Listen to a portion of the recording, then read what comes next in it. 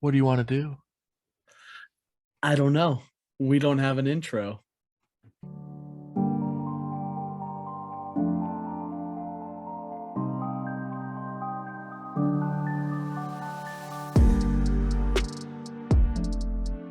Welcome, everybody, to the Glaziar Gaming podcast. This is our sports section. For those who don't know, we do have two sections of our podcast. Today, we have quite a bit to cover. We're going to do the defensive side of our Pro Bowl selections. We also got some baseball news with all those major signings like Buxton, Robby, Max Scherzer. We got Enes Kanter Freedom. We got some Timberwolves talk, including a lot about D'Angelo Russell I'd like to talk about. Azzi Fudd and Paige Bueckers. Then we got Lincoln Riley, Brian Kelly, Kliff Kingsbury news, and then some NFL draft stuff, Antoine Winfield JR, Vikings talk, Chargers, Bengals, Pats, Bills, and then, like I said, Pro Bowl selections for the defense. So without further dudes, let's get into it. The first thing, Major League Baseball. So Byron Buxton, we've asked multiple times, Twins, sign this man. Can we sign this guy, please? And we've said it at the end of like 3 podcasts in a row. By the way, final thing, Twins need to sign Buxton. Well, the Twins have signed Byron Buxton to a very large deal. So Not as large as it could have been, though. I think that was like them negotiating the injury thing. Right. And so, I mean, I think it's a very, like, everyone's like, okay, it's any team would offer him a 6-figure deal or 9-figure deal, 6-figure deal. 9 figures would be 100 million. Yeah, that's what he got. Yeah. So 9-figure deal. Anyone would have offered him 100 something. It just depends on the incentives and like what it's based off of. And we got him for 7 years and basically 100 on the dot, I believe. So I don't know. That's probably the best case scenario, I think, in regards to getting him for what he's worth. So yeah, cheaper than what he's worth. So sure, yeah. I thought it was a really good deal, and personally for what he provides to the team. So awesome, good job, Twins. Couple other big signings were Robby with the Mariners, who won their Cy Young, 5 years, 115 million. So like in comparison, Buxton gets in the 100 millions. Yeah. About equal to a Cy Young award-winning pitcher, which is in a pitcher's league right now. It's pretty crazy. There's another guy that you missed, but Javi Baez, I Detroit. heard that one. Not a lot of people like him. But Detroit got obviously a talented person. I just think that's the person he is. People don't like, so that's what there was also a few like smaller signings that obviously I didn't feel the need to talk about. But the last big one that I want to talk about was Max Scherzer for 3 years, 130. That's insane. That's like the highest someone's paid for a pitcher. Like 40. He had narrowed it down to like 5 teams. That's crazy. Yeah. He's worth 45 mil. Yeah, no, obviously he's a top tier pitcher, but that's so much. Oh yeah. But I'll take that. I will pay that if that got the Twins a top tier pitcher. Yeah. Joe Ryan. I feel like they could have had like a Jose Barrios type. Yeah. They could have got. That would have been that cost. Nice. Yeah, for sure. Yeah. For sure. But yeah, and people were saying, "Oh, color me shocked the Twins weren't offering Max Scherzer or anything." Yeah. Apparently they didn't even reach out, and people are like, here's the Twins. They got the Twins got Buxton, and now they're done. They got That's all you can do. It's like they made their one in-house deal, and now that's it. Yeah, it's over. It's gonna be a bunch of guys that we've never heard of that probably play like backyard softball. Yeah, I'm ready to do another 100-loss season. Let's go. Poor Buxton. Now he could have 7 years. 7 years, no trade clause. He's stuck. Maybe that's why he wanted it, because he wanted the no trade clause. Maybe other teams weren't willing to offer the no trade clause. Yeah. Anyway, that's it for baseball. Lots of good contracts. If you want to see the updates on like all the other major contracts, Jet Passon is the go-to person I follow on Twitter to follow baseball news. So feel free to check that out. And then NBA. Let's move on to the National Association of Basketballs. The first thing I wanted to mention doesn't have to be that long, but Enes Kanter Freedom. Enes Kanter is changing his name to Enes Kanter Freedom. Interesting. It's, Meta World Peace. Meta World Peace, yeah. Who's now he's now Save the Pandas, I think is his middle name or last name. Right? I don't know. Ron Save the Pandas our test, something like that. Meta Save the Pandas World Peace. I should change my name. It's something like that. But the one thing, I saw Enes Kanter was getting a lot of crap for it, but a lot of people don't remember the fact that he was, wanted by a bunch of people in, I can't remember, it was like Libya. Yeah, his home country, yeah. Yeah, he was wanted, and it's like getting the country was suing him and which had a warrant out for him or something like that. So the fact that he's become an American citizen, it means a lot more to him, in my opinion. People should not mock the fact that he wants to be remind himself every day that he's free in a country where if he were back home, he would be in prison. Yeah, and it reminds me a lot of talent wise, he reminds me a lot of Craig Smith, like a 2010 guy for easily a 2010 guy for a non-bad team. So he's got skills, he can help people, he can help teams, and it's good for him to make Craig the Rhino? Guy? Yeah, a little undersized, but he could do 20, drop 20 and 10. Yeah, Craig played defense. But Enes is a little better on offense. Craig, God, that's a throwback. Yeah. Thanks for reminding me about how terrible the Timberwolves are. Speaking of those Timberwolves, though, I wanted to talk about it. So, D'Angelo Russell against the 76ers. It's crazy. There was only reason they won that game. Yeah. Those viral videos of the fans. He shot, and they were like, no. Yeah. Because they knew it was going in before it went in. The one guy's like, yeah. Yeah. Yep. And he without him, they don't beat the Sixers, and he just went off. Yeah. But then we go against the Wizards last night or the night before. I think it was last night. Might have been the night, whatever. We went against the Sixers, and he shot 1 for 12 from 3. Yeah, he's got those. Without D'Angelo Russell, the Wolves would have been a 50% 3-point shooting team, but he shot 1 for 12. So it's interesting to me that this guy can be so important to the team, and yet as soon as you put him in to okay, well, he can go nuts. Let's give him that role. Make sure he knows he has that green light. He gets that green light, and it's just right. Anthony Edwards played hurt and played better than D'Lo did. Yeah, definitely. I mean, he had nine assists. Yeah. Here's a really bad part. The Wolves had 15 assists the entire game. Yeah, what is it? Your goal is you want to have at least 10 per half for an average team. 15 assists the entire game. D'Angelo had 9 of them. So, from what it looks like our whole bench is in the negatives. So maybe the bench threw it. Maybe I think all the starters were. Well, the bench threw. Montrezl Harrell missed one shot. Yeah, Montrezl Harrell, I saw 8. Yeah, 11 for 12. Well, and who's he have guarding him? He probably has Vanderbilt and Naz Reid. Yeah. Yeah, that he's gonna destroy both of those guys. Yeah. He's too big for both of them, probably. Yeah, he's too strong for Naz, and he's too strong. He's not necessarily taller than Vanderbilt. He's just too strong for both of them. Yeah.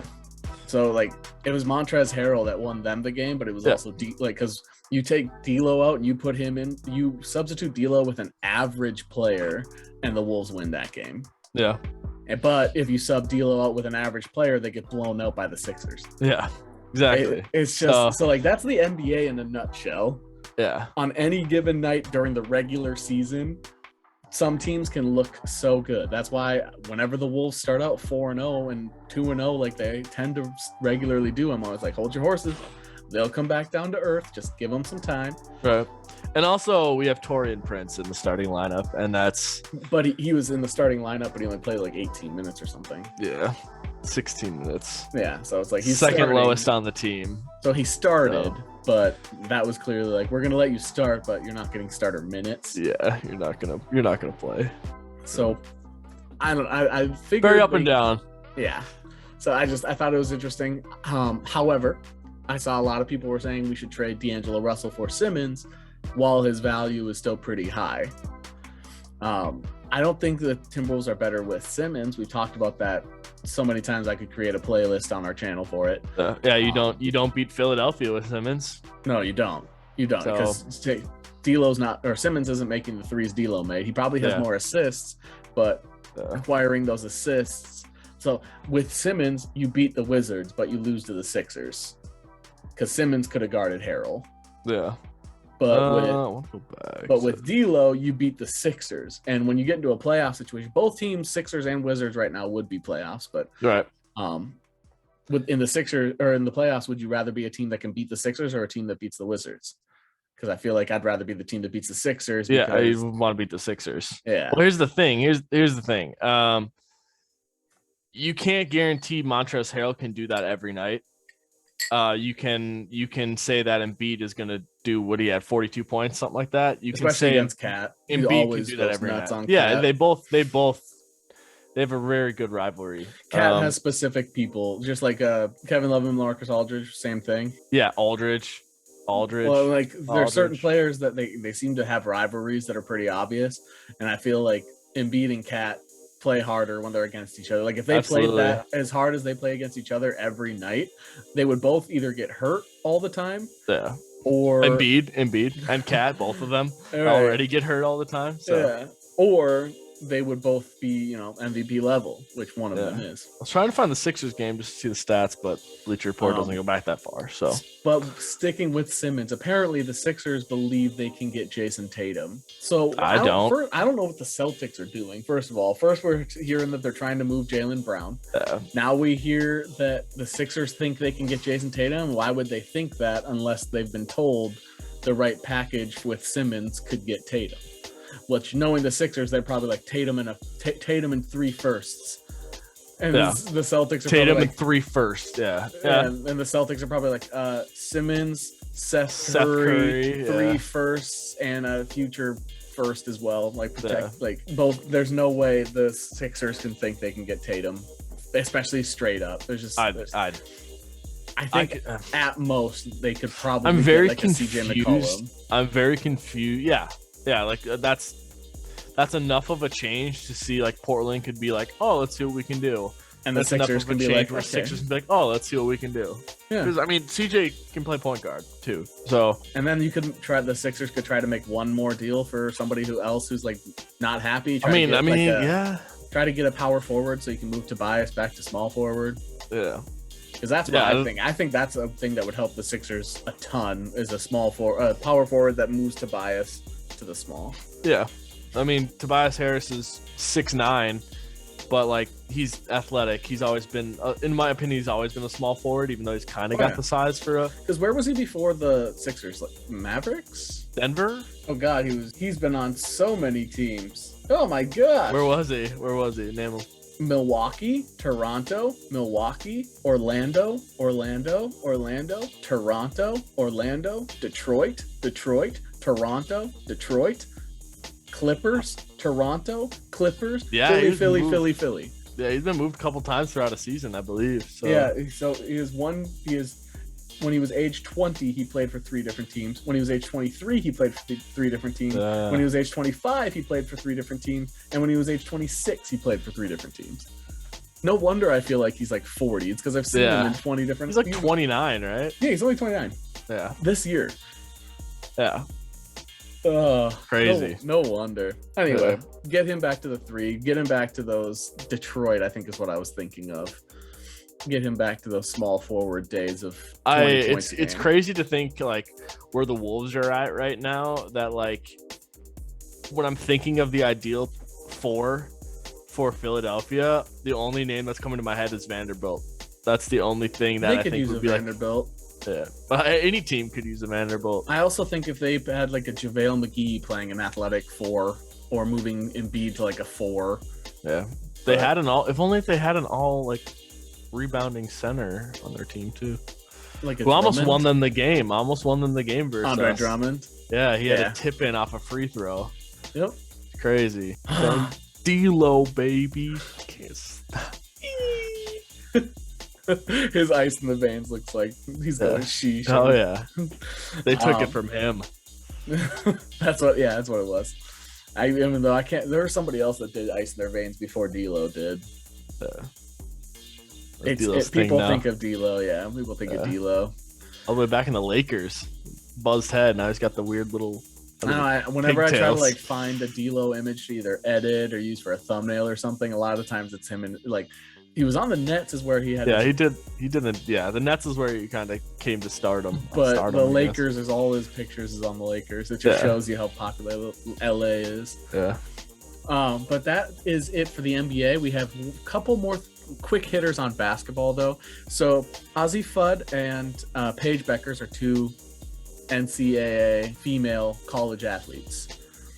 Paige Bueckers was the first female athlete to ever sign college female athlete to ever sign a deal with Gatorade. She signed a massive name, image, likeness deal with Gatorade, which is awesome because Paige Bueckers from Minnesota. Grown, yeah. I remember when kind of like her last year in Minnesota.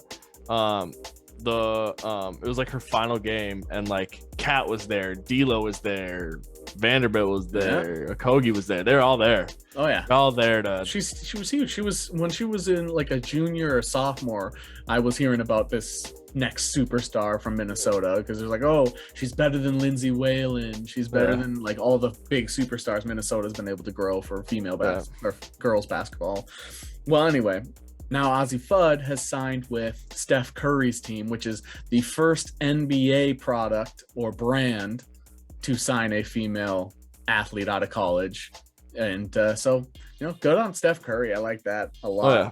So she has a straight up deal with his branding, his products. So sweet. I love it. Golden State's invested in esports and video game teams. Yeah. So. God, California, first of all, just so smart. They're always ahead of the game. Yeah. But Steph Curry, Steph Curry is one of those guys. I love him and I hate him. Yeah. I don't want to play for the Timberwolves. If the Timberwolves draft me, I'm not. And then now we're going to work out for them. Yeah. And now people talk smack like, oh, the Timberwolves could have drafted him. No, he said he will not play for them if he drafted him or if they drafted him. Same with Klay Thompson. He said I would not. If he get traded for Kevin Love, if I get traded for Kevin Love, I'm not playing. I'm not playing in Minnesota, even though his dad played in Minnesota. Yeah. His dad is where my name Mychal comes from. Yeah. So anyway, Paige Bueckers, Azzi Fudd, very, very cool. Speaking of playing for Minnesota, the Minnesota Gophers have started their season 6-0. Gophers basketball, men's. They haven't really played a lot of big teams, but the big game so far this was Duke Gonzaga right away. Yeah.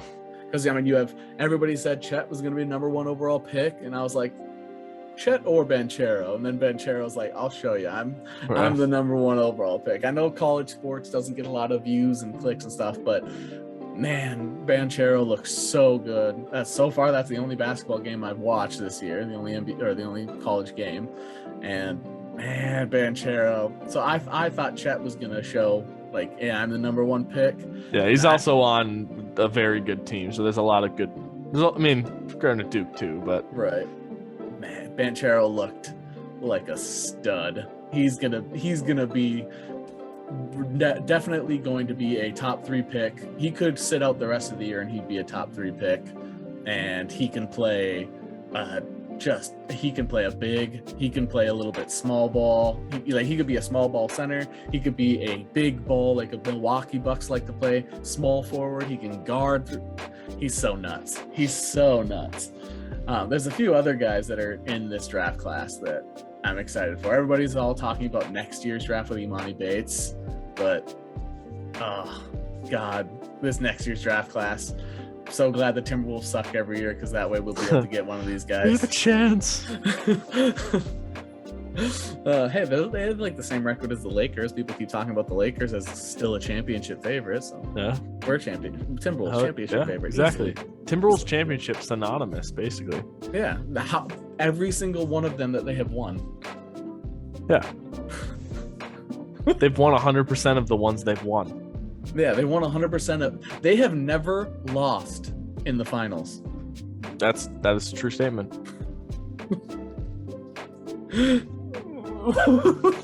Being a Minnesota sports fan. Anyway, now that's it for basketball. Let's move on to Neffel. we're going to try to move through this section quick because college football, people hate it. I've seen like other people talk about college football, like on the big networks, and everybody's just saying like, okay, I'm done hearing about college football. It's boring. So, but there were a couple things I thought were cool. Like Lincoln Riley has left Oklahoma to go to USC, and Brian Kelly left Notre Dame to go to LSU. That's huge. Even if you don't like college football, that's huge, because Lincoln Riley, his deal was $110 million. USC bought both of his homes in Oklahoma. They bought him his new home in Los Angeles, and he gets unlimited use of USC's private jet. He said he has already gone on recruiting, so it just shows he's already like a good recruiter, good coach. Right. I think USC is going to be good in probably 2 years. They're probably going to be back to a highly ranked team. Right now, their offensive line is garbage. I don't think they could get the top quarterback recruit. They could bring Spencer Rattler over from Oklahoma. They could, whatever they want. It doesn't matter. With that offensive line, they're not going to have a good run game, good pass game, anything. So it's going to take a little bit, but they'll be good. And then Brian Kelly, I thought was going to get an NFL job. So the fact that he went to LSU is pretty cool. I would assume with USC getting Lincoln Riley and LSU getting Brian Kelly, Alabama is going to drop a little bit, which should make college a little bit more competitive, which is what people always complain about. I would say in the next 5 years, LSU wins at least one natty. Yep. I mean, you think of the teams, it's like LSU, Alabama, Clemson. Those are kind of the ones. Georgia. And then it's usually Georgia. Usually, Oregon, like that's the four you assume. Maybe a little bit. Well, and yeah, so you get Oregon occasionally. Now Chip Kelly is taking UCLA is getting a lot better. Ohio State. And then people always assume Miami is going to be good, Florida's going to be good, but they never. And yeah, Ohio State. It's usually Ohio State, Georgia, Clemson, Alabama. Like that's really the four. This year you got Michigan, you got some others, but anyway, it's just those four. Hopefully, with the switch up of some big name coaches, I think we'll get a little bit more competitive. The big college football thing was so. I know what it is. I know what you're saying. The big college football thing is Tanner Morgan's coming back for a sixth season. No, yeah. Well, did you hear what happened? He came back for his sixth season. So our big stud quarterback recruit that they got is entered the transfer portal and is leaving. Nice. Yeah. Yeah. Good job, PJ Fleck. I hope you're happy. It's so just overrated as a coach. Anyway, the big thing is Oklahoma has not yet to sign a coach because they want to do it the right way. Well, you're going to have to take somebody big because right now you're missing out on recruits. You're missing out on everything right now. Apparently, the person they've been targeting is Kliff Kingsbury. I don't understand how that would even be possible. Kliff Kingsbury is currently coaching the number one team in the NFL, so it's not like he's going to get fired this year. Yeah. And he's going to be making more money now. As long as he has Kyler Murray and DeAndre Hopkins, the Cardinals are going to be good every year. So yeah, like a touchdown machine, James Conner. Like way to reach for the stars, but man, go take. That's one of those like we're just going to say a name and then let it fester. There are some NFL coaches that they might be able to grab as like a head coach. You might be able to get somebody like who was a failed experiment this year. Like a lot of people think Robert Saleh is going to get fired at the end of this year. Yeah. Even though you could maybe go for a Robert Saleh. Like I don't know.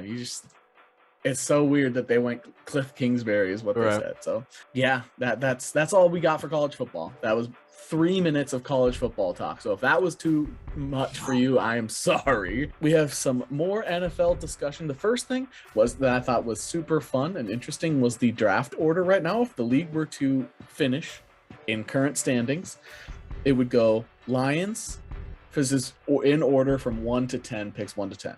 Lions, Texans, Jags, Jets, Giants, Eagles, Panthers. The funniest thing I saw was somebody saying that Panthers pick is destined for greatness after it gets missed by the Giants, Jets, and Eagles twice. Yeah, that sounds about right. Well, and it's the Panthers, so it'll be the Jets will miss it twice, the Giants will miss it twice, the Eagles will miss it twice, and then the Panthers will trade that pick to the Patriots or something. Lions usually miss. Penny Sewell's doing good for what's warranted for them. Yeah. Texans usually miss. Yep. Deshaun Jags Watson aren't, wasn't a miss. He's just a miss for different reasons. Jags aren't horrible with their picks. No, I think the Jags pick well, except for Blake Bortles. Yeah, Jags do well with their picks. Jets suck. Giants suck. They have the number. Giants are so iffy. Their picks, so they pick Daniel Jones, and I think James Bradbury was he. Well, they picked Saquon, and then they drafted Willie Hernandez or something. I believe that's his name. And Willie Hernandez is the lowest rated guard in the NFL. And Eagles suck. So the Eagles, yeah, they're not great. So if the Jags don't hit it, then Panthers hopefully will. Yeah, James Bradbury was drafted by the Panthers. All right, never mind. But yeah, Giants hit and miss. But yeah, I think that Panthers pick's destined for greatness, and the Jags will have the best pick of the first three. Yeah, I agree. This poor quarterback class is just so bad. Except sometimes when people say this, there's one quarterback that ends up going nuts in those sorts of draft classes. Yeah, I mean, it's such a weak draft class, and then you get a super good Pat Mahomes at 15. Yeah, except that quarterback draft class was nuts. So I just think back to the Josh Allen one where Josh Rosen went, and he's like, "There's 11 people that are gonna regret not drafting me." Now he's on some team's practice squad. So yeah, Josh Rosen was he just played a snap or two the other day. He actually went in. It was Josh. He actually played. People were like, "Oh my god!" Falcons. Yeah, it's on the Falcons. Good for him. Yeah, everybody talked about him being the next Aaron Rodgers, and it turns out he just has the attitude of Aaron Rodgers, just not the skill. Yeah. Aaron Rodgers said the same thing when he fell to 20 or whatever. Yeah, it's hard to regret letting me drop. Skill. Same attitude as Aaron, just not a good quarterback. I was one of those people that thought Josh Rosen you were was very high good. on him. I thought he was going to be very good. The way he throws the ball, he has good footwork, presence in the pocket. He gets into the NFL, all gone. No pocket presence, terrible short pass, terrible deep ball. Yeah, I mean, Josh Allen's first year wasn't great. Now but he's it wasn't considered trash. Josh Rosen compared looked to bad. Rosen looked like Tebow, Manziel. When you watch them play, it's that's whoa. Tebow was trash. Tebow won a playoff game for the Denver Broncos. What does Josh Rosen do? Darius Butler says Tim Tebow was the hardest quarterback that he's ever had to guard against, because when he let go of that ball, there's no way to tell. Even Tim Tebow didn't know where that ball was ending up. No, Tim Tebow wasn't great, but he won a playoff game. That's more than a lot of Denver quarterbacks since then. So yeah, well, it's not as bad. I would take Tebow over Josh Rosen. I'll take Josh Rosen in college over Tim Tebow in the NFL, but I'll take Tim Tebow in college over anything, really. Yeah. Maybe Vince Young for Byron college. Leftwich. Yeah, but anyway, sidetrack. Would you take Joe Flacco, torn ACL, over those guys? You mean Super Bowl year? I don't know. The season where he tore his ACL and he finished the comeback and then was like, "Oh yeah, I tore my ACL." Well, I mean, Joe Flacco's an elite quarterback. I'd take him over Rosen or Tebow. Right, easily. I can't think of a quarterback better than Flacco. You can't spell MVP without Flacco. It's right in the name. The next thing I want to talk about is I think Antoine Winfield Jr. is a top 5 safety in the league already. And the Vikings were too afraid to draft him. Right, because they didn't want to feel like they were drafting a home kid and that they were going to get flack for drafting a home kid too early because they had too much bias, and they've done that in the past. Yeah. So they didn't want to make that mistake. Just like the Timberwolves said the same thing before, that they didn't want to make the same mistake in a draft that they had made in the past. So they passed on guys that they thought were good, and then when they turned out to be good, they were like, "Well, we were gonna take them, we just didn't want." You just play super. It's a super defensive draft. I mean, everyone who passed on Derek Carr. Yeah, there's another prime example. When the Vikings traded back up into the first, you and I both high-fived, Derek Carr, let's go, and Teddy Bridgewater. And we were like, oh, that's good too, I guess, right? He was supposed to be a number 1 overall pick at one point. I would have loved Derek Carr. Yeah, But yeah, I think Antoine Winfield Jr. is a top 5 safety already in the NFL. Obviously, there's got Harrison Smith, Kevin Byard, Micah Hyde, Buda Baker. I just like you can John Johnson. Like you got some guys that are Tyrann Mathieu. Yeah. You got some guys that I feel like you can argue, but I think you can make the argument he's at least in that same tier. Like you don't have to say number 1, 2, 3, 4, 5, but if you're gonna put like an A tier and S tier of safeties, he's the ball skills, the athleticism, just the tackling. He's always a good form tackling. It's just he's so good. He's everything you want. I definitely put him back. I mean, depending on like what if you consider there to be an S tier safety, I think he'd be right in that conversation for the A tier. I don't know what an S tier would be. Harrison Smith is the S tier. Every quarterback in the NFL says Harrison Smith is the most underrated player in the NFL, and that he's the hardest player to play against. He's the hardest player to understand what his coverage is. He's been told. Tom Brady has said that in an interview. Aaron Rodgers has said that in an interview. Those are the only 2 players you need to hear say that. Harrison Smith is S tier. Harrison Smith is the standard. Aaron Rodgers just said S-tier for sexy. Oh, that too. He's so attractive, and I hate it. But yeah, we had that earlier episode of the podcast. I went on a tangent of how attractive Harrison Smith is. Oh yeah, I'd put him right up in that mix. A tier. He's not Harrison Smith, but he's way up there. Simmons, and Byard's having a down year, but Byard's down. That's another sign of a good player is when their down year is like average. Like Aaron Rodgers' down year 2 years ago was better than the average quarterback, but they're like, oh, Aaron Rodgers is on the decline. It's like he's still better than over half the league. Yeah, it's like that one Madden season when Tom Brady was a 79 to start the season. They deny that. I've never seen them acknowledge that ever. Yeah, he's a 79, and then all of a sudden the first update, it's like, oh no, he's a 96. We got the numbers switched accidentally. Oops. So dumb, so stupid. Because the season prior he was like threw a pick. Yeah. At the end. Oh no. Threw like 1 pick the entire season. Fucking so bad. Anyway, next thing, let's get on to Vikings talk, and then we'll go into the preview of our games. The Vikings don't have a single corner ranked in the top 80. Here's the one PFF, thing this is NFL rankings. Yeah, so this is not PFF. Just PFF. Before Patrick Peterson got hurt, I believe he was like 71, but then he got hurt. More people qualify, more people move up, whatever, blah blah blah. So. And 71 is still not good. Yeah, 71 is still you're not a starter on any of the 32 teams. Yeah. So I mean, 71 is probably like smack dab at like 50%. You know, like. Because if there's a 1 and 2 corner, that's 64 people. Yeah. And obviously you want to include slots because slots are included in there. It's 96. So he's a starter on a bad team, which is exactly what he's a starter on a bad defense right now. Yeah. So, I mean, you can make the case for Patrick Peterson. If he was healthy, he'd be top 80. But if you watch the last game, you can't make a case. If you watch the Niners game, you can't make a case for Patrick Peterson. Right. I mean, yeah, he's hurt and he had COVID, whatever you want to say. Yeah.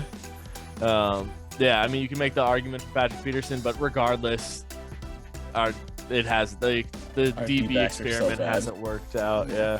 Well, and like, unfortunately, the Gladney thing, because he was probably going to be very helpful. Right. They swung and missed on Bashaud Breeland. That was everybody, including myself, thought that was a great pickup. And that turned out he has not played the way he's played anywhere. Cameron Dantzler gets put into situations where he doesn't play at all, and then he's forced to go into the game. He's benched for like 3 weeks, and then it's like, all right, you're out.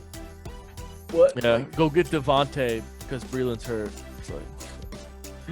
So he's kind of got the short end of the stick. Xavier Woods had a fantastic game against the Cowboys and then has forgotten how to play football. Yeah, but he's not a corner. Those guys aren't in that ranking. Right. And then Kenzie Alexander's had like a couple good weeks, and then he's so up and down. Right. So it seems like we're gonna be picking around pick 15-ish, and it's gonna be a corner. Yeah. It's going to be about pick 15 corner instead of a offensive lineman. That would probably help. Maybe make a move in the free agency would be sick. Instead of signing linemen in the free agency. Imagine if they could have traded a 6th round pick for say like a Stephon Gilmore or something. That would have been awesome. That would have been really nice.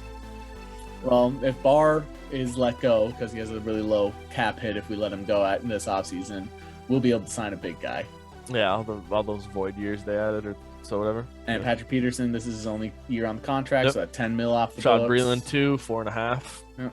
So they have the assets to do so. Let's see if they actually do it. Yep. The McKenzie's also a 1 year. Xavier Woods is a 1 year. So our whole 4 of our 5 defensive starters in our secondary are most likely going to be new next year. So yeah, for sure. Maybe Harrison Hand will get his chance next year. Bynum for flashes. Sure. Bynum's going to get his chances. So for sure.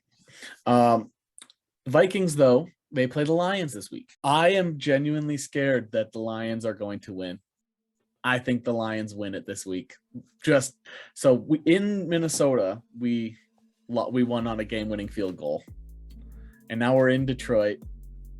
All their attitudes down. Detroit, there's nothing to lose. What is it? We are 7-point favorites. We're definitely not winning by 7. This Niners game and the Seahawks game are the only 2 that have been a difference of 7 or more. Yeah. And the Browns was 7, wasn't it? 14-7. Right, 7 or more. So every other one's been less than a touchdown. I mean, you gotta say, I'm scared too. Oh yeah. You should not think this is going to be an easy game. Every game has been close. The Vikings. Fun fact, I found this out. Did you know that in Mike Zimmer's entire tenure with the Vikings, we have scored 40 points or more 1 time? That's not surprising at all.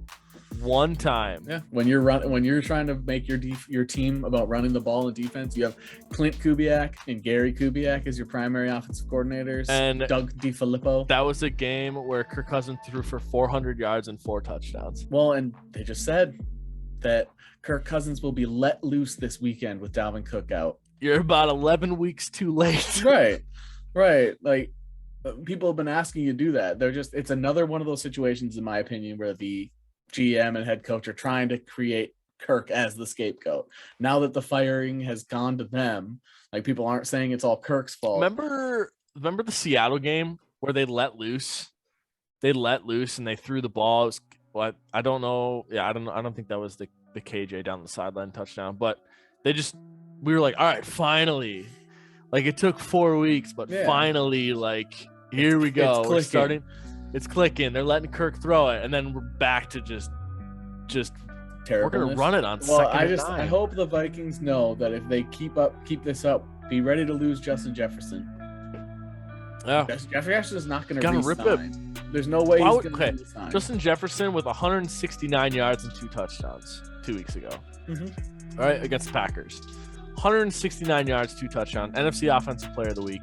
We threw the ball. He had 12 targets or some shit, 14 targets or something. It's like, do that every game. Mm-hmm. Every game. And I get that different matchups don't allow you to, but it's up to you at halftime to adjust and scheme to make sure you can get that. So they might scheme against you and you can't get those targets in that first half. It's up to you as a coach to adjust and get Justin Jefferson those targets in the second half by seeing what they provide in the first half. Same thing with Thielen. Same thing with Conklin. Like, Conklin is turning into a scapegoat when he can be a weapon. Like, Conklin is turning into, oh shit, I have nobody open. Let me do an 8-yard dump off and have him run for 6 yards. And then that's you get that 2 targets 2 times a game. Yep. That's it. So, I don't know. I get we have one of the best running backs in the league, but you also have one of the best wide receiver duos in the league. You have arguably the best wide receiver duo in the league. So, man, let's see what this let loose means. My bold prediction, I don't know if I have one this week for the Lions. It's hard. If it was the Lions of last year, St. Brown gets a touchdown. If it was last year, I would have been like, Marvin Jones Jr. 2 touchdowns. Right. I'll say Amon-Ra St. Brown gets a touchdown. He's a rookie wide receiver. And I'll say Harrison Smith James with a pick. Touchdown? Jesse James, okay. Yeah. I'll say Harrison Smith gets a pick. Okay. Because it's Jared Goff. I remember when he was a Ram, we went up there was an offensive pass interference call, Sure. And he was like, the refs were talking about it, and Jared Goff runs up, and he's mic'd up, or like the refs have the mic, right? Like refs have the mic because they can talk, so they can talk to the stand, talk to the fans and everything. And so they're all talking, and Jared Goff's right next to the guy, and the guy's like, pass interference, offense, and you hear Jared Goff go, no, like no. Just always remember it. Just super high pitch. You hear him, he's right there. No way. His voice is super high pitched like that. It's like when Justin Herbert Vikings ran in that touchdown. I was in. Kene Nwangwu gets 6 touches. Sick. I like that. Lions win. Say Vikings by 11. All right. Let's do it. Next game I want to talk about was Chargers Bengals, because there's really not a lot of games this week, so that might sound a little off because it's like 2 mediocre teams, but it is 2 teams fighting for playoff spots. Bengals are like 7-3 or something, right? They're not. I don't know if they're 7-3. They're on that trajectory. Bengals record. They are 7-4, and the Chargers are 6-5. So it's 2 teams that are on the cusp of AFC. Like they're both fighting for this wild card spot. This might be the tiebreaker in the end. So I think it's a big deal. I think Joe Burrow is becoming what Joe Burrow has shown he's going to be, and Justin Herbert. The Chargers defense is falling off a lot, and then their offense is nowhere near as productive as those first few weeks. Right. So the Chargers are on the downslope, while the Bengals seem to be hitting, like they were on the up and down, but they've kind of plateaued. Yeah. I can see that. So they win some games they're not supposed to, but then they lose some games they're not supposed to. So right. But at least they're figuring it out, and it's not like they're 9-6 and losing the first round of the playoffs every year. The Bengals are favored by 3 because it's at Cincinnati. Okay. I think that's fair. I think it's fair because it's getting cold, and it's a bunch of it's a LA team versus Cincinnati when it's cold. That's something that's always huge.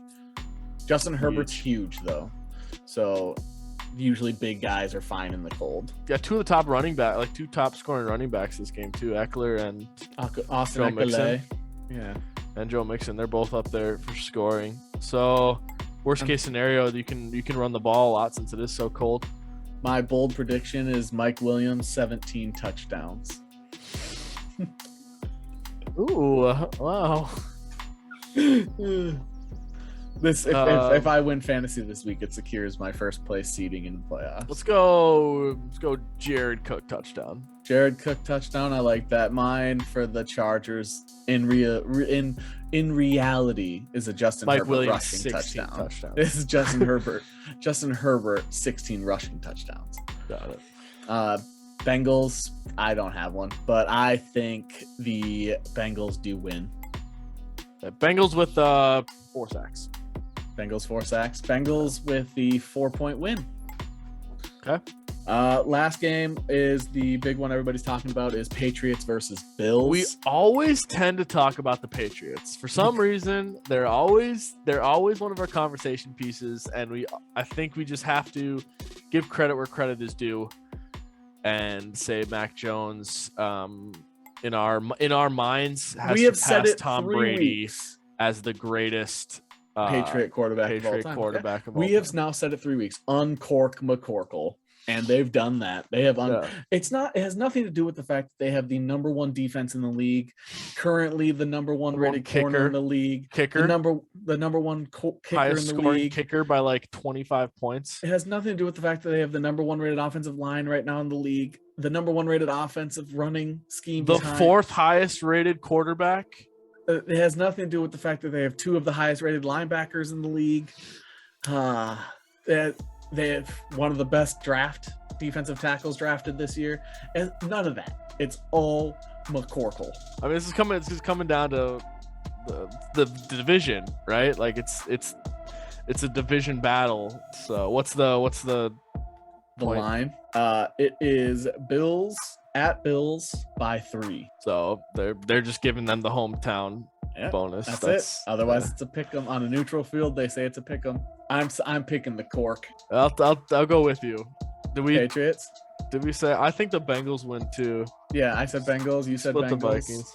We split. I said Lions. You said Vikings, and then I say Pats. You say Pats. Yeah. I think bold prediction, Josh Allen, 2 interceptions.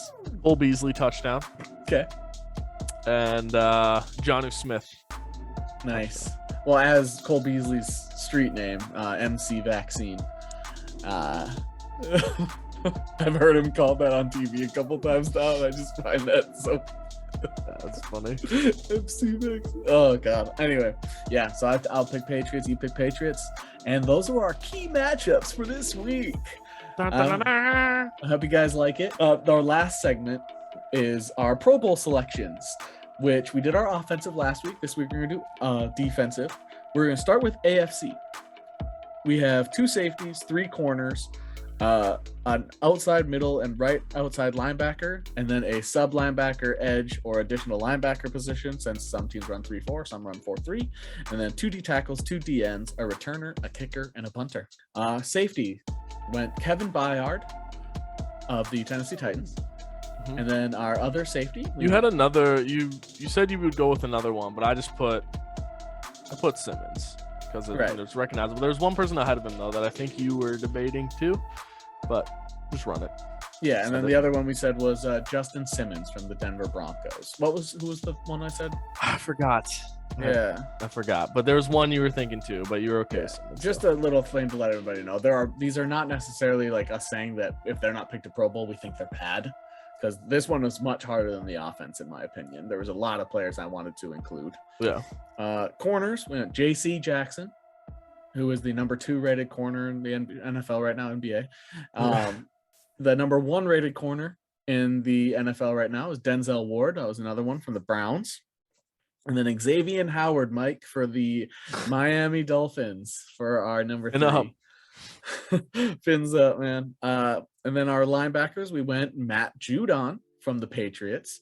We went Kyle Van Noy from the Patriots.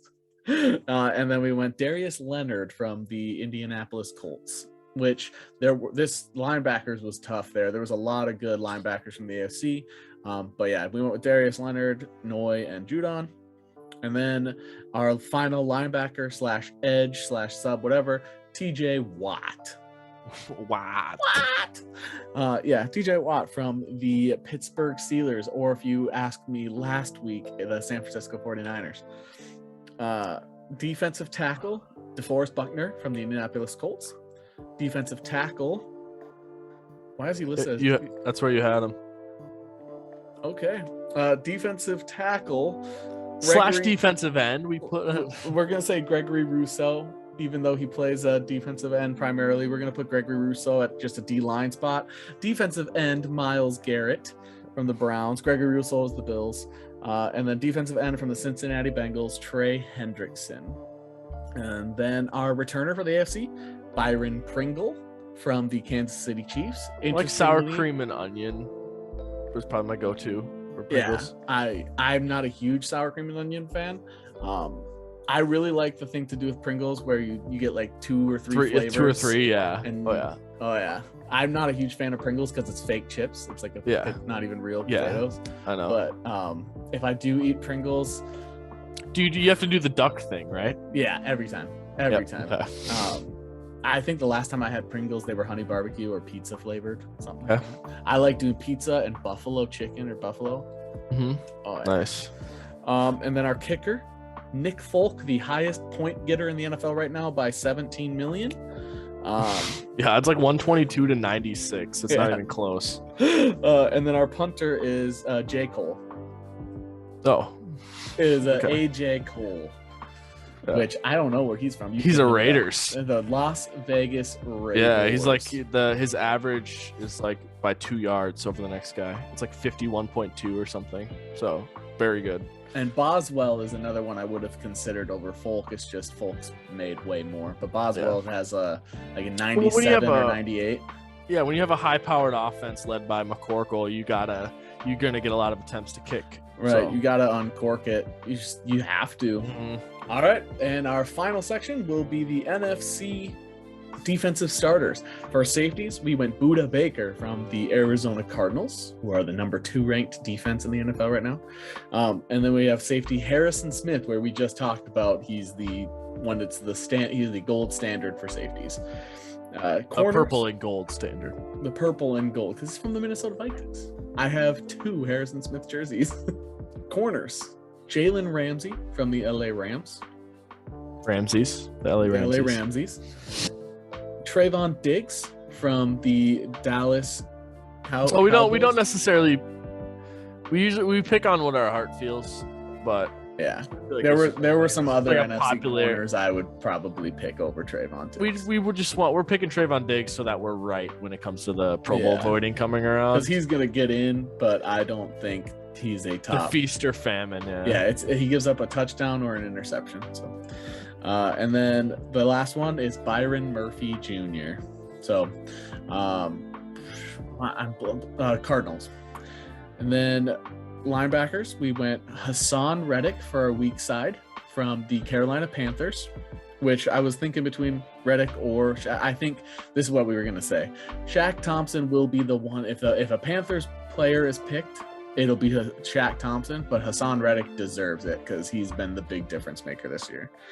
Other side linebacker is Devin White from the Tampa Bay Buccaneers.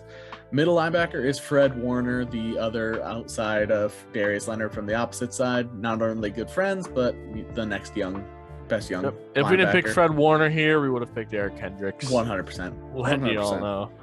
And then our last substitute edge, whatever, extra linebacker, we went Micah Parsons again because we want to be right, not necessarily because we would. He's got 10 sacks, so he's done a lot for that Dallas defense. Revigorating. I thought Micah Parsons was a top 10 pick. I said Vikings could pass on a lineman if Micah Parsons is there. It's fine if you pass on a lineman or quarterback because he's going to be a stud, and what do you know, he's a stud. Just one of those guys. Defensive tackle, we went Aaron Donald from the LA Rams. Other D tackle, we went Kenny Clark from the Green Bay Packers. Defensive ends, we went Chandler Jones from the Cardinals and Leonard Williams from the New York Giants. I think Leonard Williams is having a great year. He's underrated, so I'm glad. Former Jet, love to see it. Our kick returner for the NFC, we went the best kick returner in the NFL, Kene Nwangwu. And our kicker, we went Matt Gay, who has a 95% field goal hits right now on high production. And then Jack Fox, punter from the Lions. Because you have to get a Lions in there somewhere. And that is our NFC. That is our whole, we just gave you the whole Pro Bowl, AFC, NFC, offense, defense. We have given you what we would pick, not necessarily our predictions, but that's what we would pick for our current rankings. There are people that we missed that we would love to put on here. I would love if Antoine Winfield would be able to make it on to the Pro Bowl. Eric Kendricks, I would love to see make the Pro Bowl. Justin Tucker will probably make it instead over Nick Folk. Yep. And there are tons of other players that deserve getting a starting position, and a lot of players that we selected, and even though we're not going to be 100% right, there's going to be players that we didn't mention that will get there. And even if you combine both what we said and what actually happens, there's going to be players that don't make it that deserve to get there.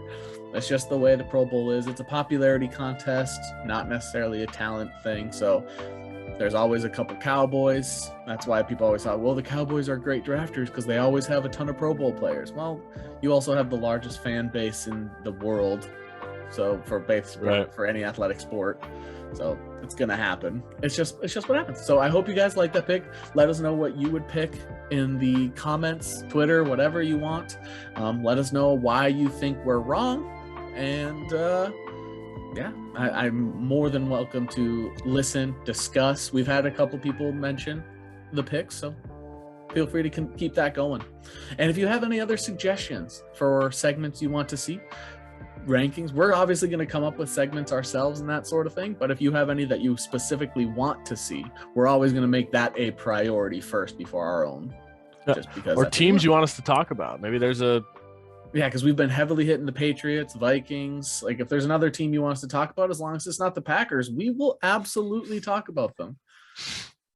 No, we would talk about the Packers, and I would definitely do my best to be as rational honest and unbiased as I Now could. listen, we as a collective 2-person group, I can say from the bottom of my heart, speaking for both of us, that we hate Aaron Rodgers, but we also respect Aaron Rodgers. Yeah. So absolutely, he does things that he's said and done things on and off the field I disagree with. He's also said and done things on the field and off the field that I agree with. Yeah. One thing is who he's dating. Not a fan. Not a fan. Yeah, definitely not a fan. But then he's also said things like on Pat McAfee show during some of those interviews. He's also said a few things that I thought were incredibly smart and intuitive. So, well, he said that Harrison Smith and Adam Thielen are amazing football players. So you got to respect him for that. And there are things that my wife and I disagree on, that Joe and I disagree on, but there's also things that we agree on. So with the Packers, if you want us to talk about them, it will be unbiased, it will be honest, and there may be just some jokes here and there. Feel free to respond with 0-4 in the Super Bowl. We've heard it a million times. That's fine. 27 yards left hash. We've heard it a million times. We've heard it a million times. Go for it. It's fine. Whatever the Eagles score was 35-14 or whatever, 35-7. I don't remember. We've heard that one a million times. Go for it. But if you want to tell us a segment you want to hear, we'll talk about it. And have fun doing it. That's it for the sports section of the podcast. If you stuck around to this section, that means you enjoyed it. So let us know by hitting that thumbs up button that you see. Feel free to hit that dislike button, but we won't see that. If you they won't see that, right? You'll see that. I'll see it, but you can't publicly see it. Only the creators can see it. And if you're listening on Spotify, because we do have a few of you loyal listeners, there's actually quite a few regular Spotify listeners, which is nice to see. Nice. It's on my Spotify wrap up that we have quite a few regular listeners. So, nice.